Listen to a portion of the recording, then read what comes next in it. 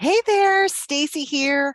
Just wanted to give you a quick rundown on how to play this fun online free game called Codenames. My group has really enjoyed, and I think we've kind of gotten hooked on this game called Codenames, which I kind of think of, if you remember back in the day, it's kind of like a version of Password. It's a word game. It's a game played in groups. So if you've never played before, don't worry. We will walk you through it and you will have people to play with and help you through every step. So you don't have to feel like, hey, I don't know what that is. I know when I first heard it, I thought it sounded really strange. I'm like, code names. I don't know what that is all about, but it's easy and it's fun. And warning, it is a little bit addictive because you start like getting into it and being like, oh, how does this person think about things? How does that person think about things? And it becomes challenging and interesting. So just to familiarize you so that you can be fresh and ready to play right when it's time to start the event, is if you take a look, I'm just going to share my screen here. It's a website, and it's codenames.game is the website. So if you want to look at it in advance, you absolutely can do so. And again, it's totally free and you just need a web browser. Though you can play it on your phone or an iPad. I am on a laptop, so I'm going to be showing you that way. Just know that the event happens over Zoom, and then you won't see people when you're flipping back and forth looking at the game board. So what I do is, because I create the room, and then I post the link for everyone to attend in the chat in the Zoom. So people grab the link, and then the first way we start out is we find out when we get to the game board that there are two teams.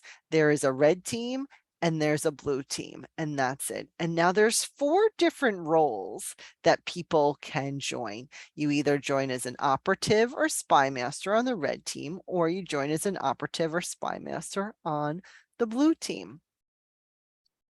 So when we join so the first thing to start out as, if you have not played before, is starting as an operative. So let me see if I can even start a game board when I don't have a full participation. I can, great.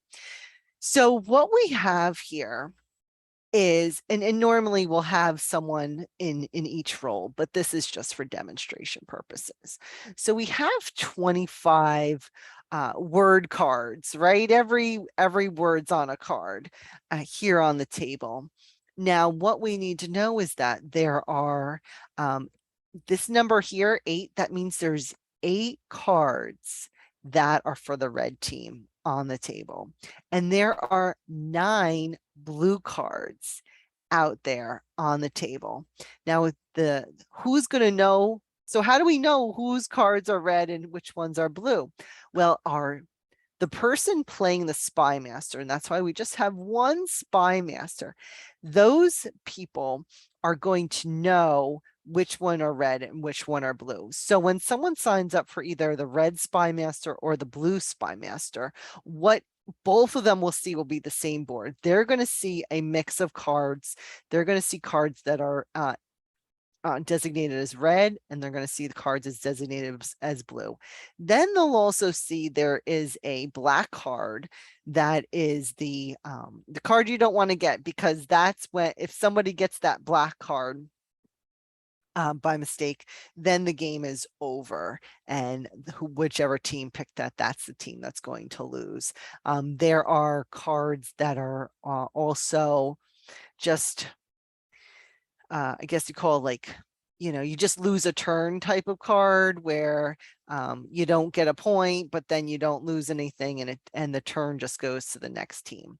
So what happens is the spy master gives a clue. So say they wanted the team to guess the word comb, right?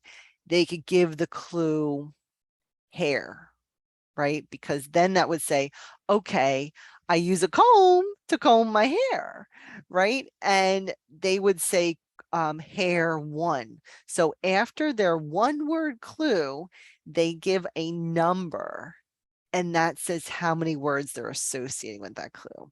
So the thing is, you want to try and get your team to guess all cards that are associated with your color, guessed as quickly as possible, because you want to beat the other team. So it's whichever team gets all their cards turned over first is the winner.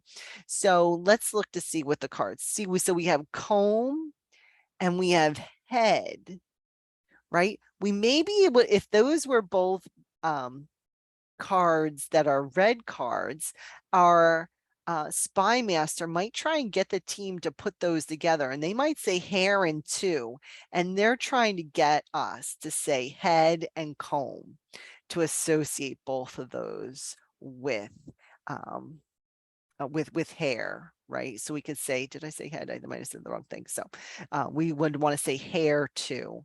And that means, pick head and comb. We don't know for sure, but what will happen is if once the team gets their clue from the spy master, and we try not to talk in between so the spy master can think, and we also don't talk about the cards or anything until the clue is laid out. If I wanted to tell my team, this is the card I'm voting on, or we click at the left-hand side, and it's doing that because it's not doing it for me right now because it's trying to say the other team is going. But you click on the left-hand side, and then your name will show up, and that's how you mean you're voting for it.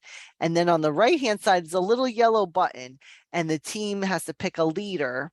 And the leader, brings everybody together. We all in agreement that this card is the pick, and then whoever is designated as the clicker will click on that yellow button, and that will make the official choice for the team. And then you see if you're right or wrong at that point.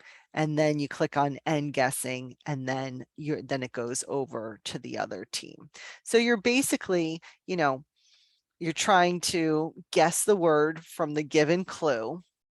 And then the spy master is trying to, link as many cards to the same clue as possible, which is often easier said than done because a lot of these words don't go together, so that the team can guess it. Now here we have on here Mercury and Earth, right? So if these were, say, two blue team cards, the spy master might try and link it and get everybody to pick it by saying planet, right? The clue might be planet and then two, meaning there's two cards they're associating with the word planet.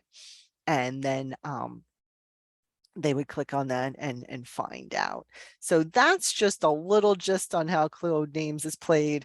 There's some more details of it so if we said Mercury and Earth and the planet with two, we can also guess one more time if we had a clue to go back to from maybe a previous clue, and maybe we weren't sure and we decided, as a team to pass it over.